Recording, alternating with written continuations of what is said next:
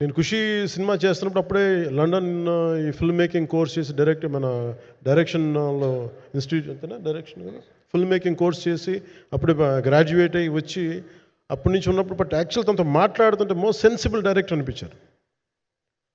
ఈ ఒక టైంలో ఏమనిపించిందంటే బయట ఉన్న మాటలు గాని అసలు సినిమా వస్తుందా లేదా బయటికి అని ఉండేది.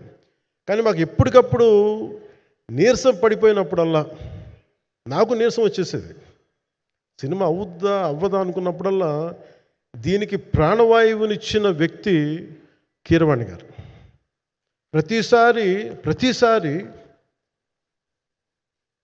నేను వర్క్ చేసి నేను ఎందుకంటే సినిమా చివరిదాకా నేను నమ్మను ఎప్పుడు. నేను ఒక సినిమాని నేనేం నమ్ముతాను చిన్నప్పటి నుంచి వెరీ ఫార్మేటివ్ ఇయర్స్లో నుంచి కూడా ఒక మంచి సినిమా గురించి నువ్వు మాట్లాడక్కర్లా రిలీజ్ అయితే. బాగలేకపోతే ఎలాగ మాట్లాడక్కర్లా. అందుకే నేను ఎప్పుడు సినిమా క్వాలిటీ మీద దృష్టి పెడతాను తప్ప ఇంక మిగతా వాటి మీద మాట్లాడను. అందుకే నాకు ఎప్పుడు ఈ మాట్లాడటం అనే దాని మీద ఎప్పుడు దృష్టి పెట్టలే. కానీ ఫస్ట్ టైం ఈ సినిమాకి చాలా అవసరం అనిపించింది. ఎందుకంటే ఒక నిర్మాతలు కనుమరుగవుతున్న ఈ సమయంలో ఒక బలమైన సినిమా తీసి ఒడిదుడుకుల్ని తట్టుకోగలిగే ఒక నిర్మాత కనుమరుగవ్వకూడదు. ఆయన పక్కన ఏది ఉండాలో అండగా ఉండాలని చెప్పేసి నేను అన్నీ వదిలి ఇంత బిజీ షెడ్యూల్స్ అన్నీ వదిలేసి ఒకవైపు నన్ను నా ప్రత్యర్థులు తిడుతున్నా కానీ సినిమాలకు వెళ్ళిపోయిన తిడుతున్నా కానీ ఇదేంటంటే నాకు అన్నం పెట్టింది ఇది నాకు నా సినిమా పరిశ్రమ. అంటే ఇక్కడున్న మిత్రులందరూ కూడా చాలామందికి నేను ఇండివిజువల్ ఇంటర్వ్యూస్ ఇచ్చాను. నేను చాలాసార్లు నాగేంద్ర కానీ మీరు కానీ చాలామందికి వీళ్ళందరూ చాలామందికి నేను వ్యక్తిగతంగా తెలుసు. కాకపోతే నాకు సినిమా అంటే నేను సినిమా గురించి ఎక్కువ చెప్పలేక ఎక్కువ మాట్లాడలేను కానీ బట్ నాకు నిజంగా సినిమా మీద అపారమైన గౌరవం, సినిమా మీద అపారమైన ఆసక్తి, నాకు ప్రాణవాయువు అది. Story telling is a necessity for all each and every individual. So cinema అది మనకు కల్పిస్తుంది, సినిమా మనకి అలాంటి. కానీ ఈ సినిమా ప్రత్యేకించి చాలా ఛాలెంజింగ్ సర్కమ్స్టాన్సెస్లో, చాలా ఒడిదుడుకుల్లో, యాడ్వర్స్ కండిషన్స్లో కూడా మనస్ఫూర్తిగా దీన్ని ముందుకు తీసుకెళ్ళి ఆర్థిక ఇబ్బందులు ఎన్ని వచ్చినా కానీ అంటే నాకు పొలిటికల్గా పేరుండొచ్చు, దేశవ్యాప్తంగా నేను తెలిసి ఉండొచ్చేమో కానీ సినిమా పరంగా వచ్చేటప్పుడు నేను చాలా హీరోస్తో కంపేర్ చేస్తే వాళ్ళందరికంటే చాలా తక్కువ నేను. సో దానికి ఉండే ఇబ్బందులు దానికి ఉంటాయి. మిగతా వాళ్ళకి బిజినెస్ అయినందుకు నాకు బిజినెస్ అవ్వదు, వాళ్ళకు వచ్చినందుకు నాకు రాకపోవచ్చు.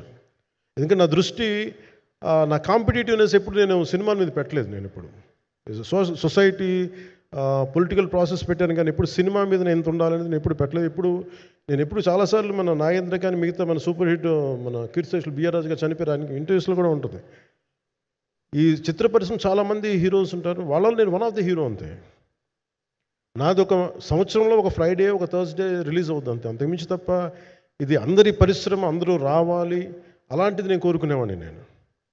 సో దాంట్లో భాగంగా రత్నం గారు లాంటి నిర్మాత బతికుండాలి, రత్నం గారి నిర్మాతకి ఇబ్బందులు కలగకూడదని చెప్పి లాస్ట్ మినిట్లో ఇంక చూసిన తర్వాత I stepped in to it.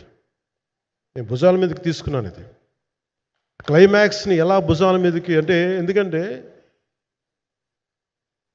ముఖ్యంగా ఇక్కడ ఇది ఇంకొక బలమైన స్టార్ కాస్టింగ్ చాలా బాగా చేశారు ఆయన. ముఖ్యంగా బాబీ డియోల్ గారిని అంటే ఈరోజు చూస్తుంటే నాకు అదే అనిపించింది.